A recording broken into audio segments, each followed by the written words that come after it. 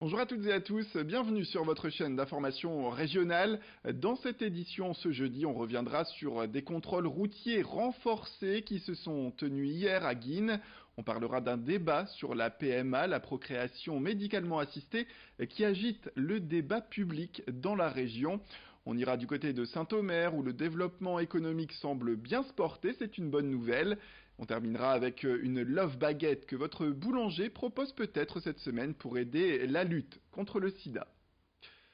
On commence avec cette grande opération de contrôle routier. C'était à Guînes hier. Les agents de police étaient mobilisés afin de contrôler les papiers des véhicules, l'alcoolémie également, sans oublier la présence de substances illicites. C'est selon le sous-préfet, cette action a été réclamée, et oui, par les riverains de Guînes qui trouvent que les incivilités sur la route se multiplient ces derniers mois. Ils pointent du doigt la vitesse des véhicules qui augmenterait dangereusement ou encore des attitudes propices aux accidents avec de nombreux téléphones au volant. Des opérations de contrôle bienvenues donc après un mois d'août qui a été meurtrier dans le Pas-de-Calais avec 14 personnes qui sont décédées sur les routes en août dernier contre 6 en août 2018. Place aux explications de l'adjudant-chef Martel qui était sur place. Le téléphone est une infraction assez récurrente. Malheureusement, l'alcool, la vitesse, qui est souvent qui sont les causes malheureusement d'accidents, principalement. Bien sûr, il existe d'autres causes, mais malheureusement l'alcool, les stupéfiants et la vitesse sont des facteurs importants en termes d'accidents. On ne reste pas en place volontairement toute l'après-midi. Le but, c'est de contrôler sur des axes où ils ont leur utilité, c'est-à-dire qu'il y a eu des accidents, il y a beaucoup de passages, montrer la présence aussi, prévenir tout accident, mais aussi contrôler sur d'autres axes, puisque dans d'autres communes. Mercredi soir, la délégation Nord-Pas-de-Calais de l'association SOS Homophobie a organisé un débat. À noter qu'il était ouvert à tous, les pour comme les contre. L'objectif était de parler du projet de loi sur la procréation médicalement assistée. Et pour rappel, le 27 septembre, l'Assemblée nationale a adopté le premier article de loi relatif au projet de loi bioéthique. Une loi qui permettrait, si elle arrive, l'ouverture de la procréation donc médicalement assistée à toutes les femmes. L'idée de ce débat n'était pas de faire une opposition des pour et des anti-PMA, mais de réfléchir à la construction de cette loi afin que le droit soit équitable pour chaque femme. Le principal point de discussion, c'est la filiation. SOS Homophobie souhaite que les parents homosexuels aient les mêmes droits que les parents hétérosexuels en termes de filiation. On écoute d'ailleurs Francine Bonneau, elle est pro-PMA, elle participait au débat. Tout existe dans le droit pour que la filiation se passe de la même façon pour les couples hétérosexuels et pour les couples de femmes, si les femmes avaient accès à la PMA.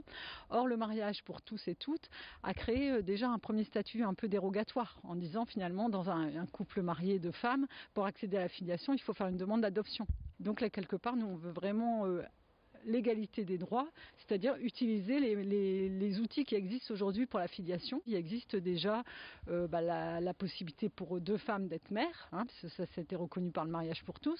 La PMA avec tiers d'honneur, elle existe déjà, et dans ce cas de la filiation des deux parents est reconnue. Donc nous, ce qu'on souhaite, c'est qu'on utilise les outils du droit existant et qu'on ne crée pas un statut dérogatoire pour les couples de femmes, en fait. L'économie est également au cœur de cette édition. La communauté d'agglomération du pays de Saint-Omer sourit bien volontiers aux entreprises. Les terrains pour les accueillir augmentent. Les travaux de la première zone d'activité à Zouafque débuteront fin octobre, tandis que l'extension de la zone d'activité des Escarbales à Saint-Augustin est en construction depuis le 23 septembre dernier. En ce qui concerne le foncier, sur ce dernier site, sachez que 80% des espaces sont déjà vendus, le tout pour des entreprises de la région ou des entreprises qui souhaitent s'implanter sur le territoire audomarois. Cette extension devrait d'ailleurs permettre la création de 250 à 400 emplois. Une avancée dans une agglomération qui affirme bien se porter avec un taux de chômage de 9,8%, en baisse d'ailleurs, et relativement bas par rapport au reste de la région. On écoute François Motte, président de l'Agence de développement économique de Saint-Omer.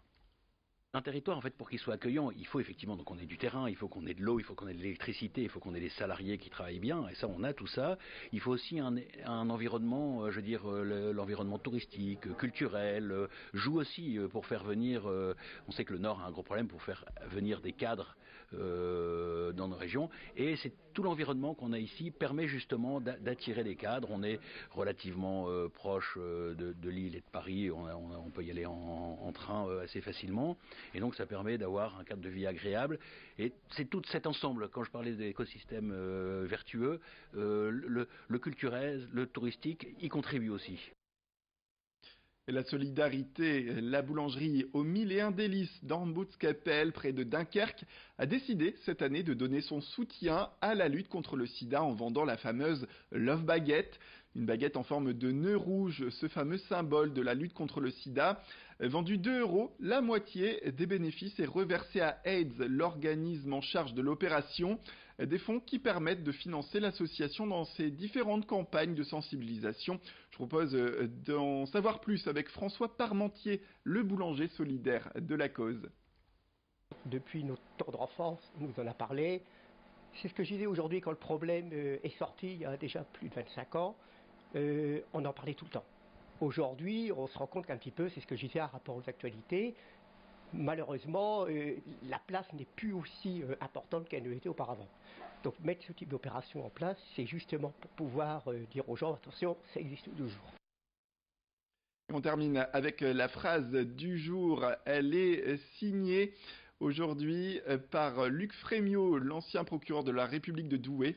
Celle-ci, la phrase est là. Ce que je reproche au Grenelle des violences conjugales, c'est qu'on ne parle absolument pas de tout ce qui est préventif, comme si on considérait que ces violences sont inéluctables.